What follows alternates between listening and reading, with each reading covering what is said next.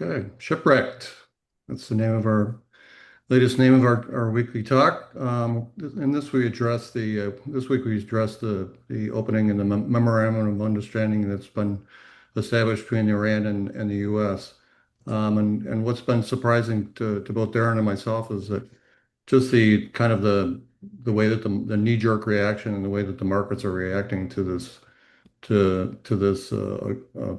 agreement, which isn't even in place yet. And some of the things that we've been talking about are just some of the logistical issues and problems that are going to take place in trying to get these 1,500 to 1,600 ships that are currently sitting in the Gulf idle, moving and back and repositioned to where they're supposed to be. Um, Darren, what are some of your thoughts on kind of some of the issues and some of the ways that the market's kind of looking past some of these problems? Well, I think the first step is just, a normalization of flows has to run through insurance. Carriers will need to be convinced of an all parties resolution that is actually uh, has some staying power. Um, and that said, as you referenced, you're talking about 1,500 vessels will need to clear. So it's definitely not a green light where light turns green, everybody just goes. The market seems to somewhat believe that right now, but um, there's a lot of logistical issues that need to be put in place once that agreement is agreed upon by all parties. Just who goes first, how does it work, and I think what the market is really missing is everything is finite, whether that's global stockpiles that are being drawn, whether it's vessels that can be used to transport goods, whether it's crews to man those vessels. And so you can't just load things up right now once this agreement's in place. All those ships need to clear, go back to a port, and be reloaded. So that takes months. That just takes months. I mean, what was that comment that we were talking about a couple of days ago? It said for every week that the strait is closed, it's another month of disruption. Um, so I think, I think that Mike Worth, the head of Chevron, just referenced that, yes, in the last couple of days, and just saying that the market's been really overlooking this kind of logistical issues and particularly on the product side. I mean, we've just been playing kind of whack-a-mole. We've been talking about that for the last couple of days, and yeah, they've fixed some jet issues that were in Asia and Europe, and it looks like they're going to get through the heavy summer season. But again, it's just whack-a-mole. So if you fix the jet issue, then you're gonna start seeing diesel issues somewhere else.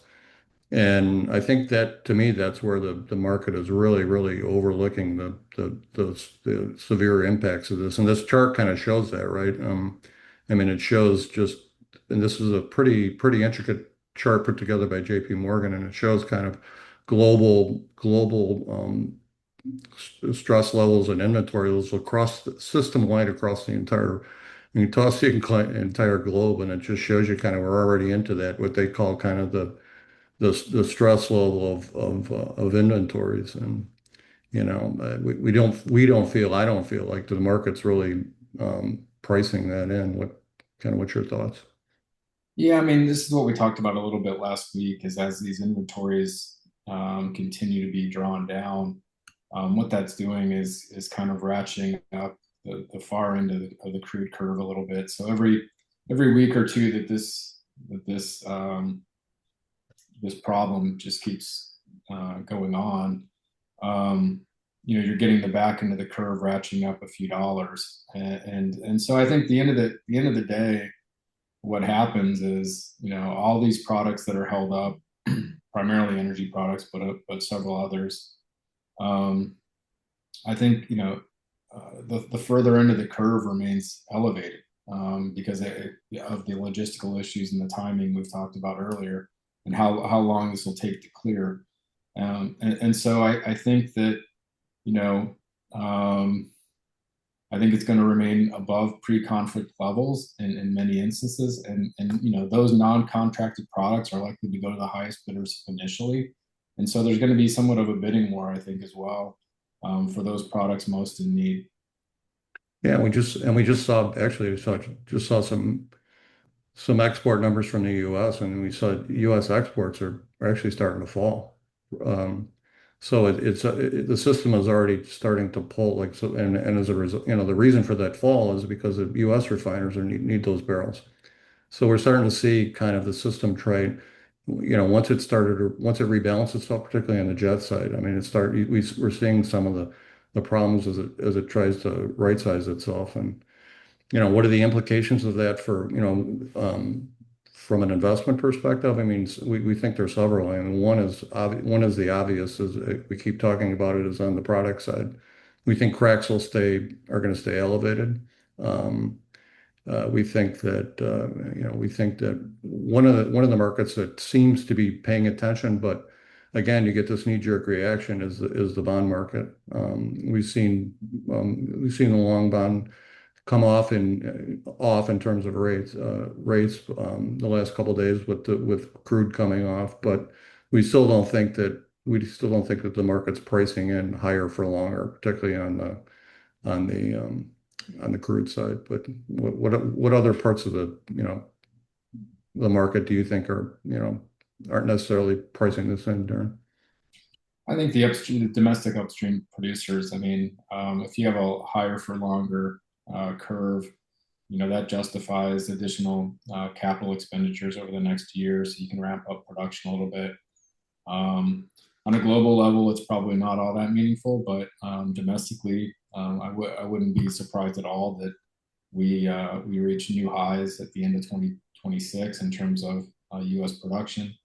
Um, and so I think that it kind of bolsters the longer term views of these upstream producers on the liquid side predominantly. So I wouldn't be surprised that, even if, resolution comes to fruition, obviously a lot of these equities will sell off initially, but I don't think they're going back anywhere near, pre-conflict levels. Yeah, and I think again, there's just been when you see these knee-jerk reactions, particularly in the equity markets and the bond markets, it's really interesting because again, it's not taking into account just the cadence of how these of the market's going to normalize. It's just I think there's just a perception that when the strait opens and ships start moving, that prices are going to come off, substantially on the product side and at the pump. Let's be honest, that's where people are most concerned. But we shall see. But thanks for listening, and we'll be talking to you next week.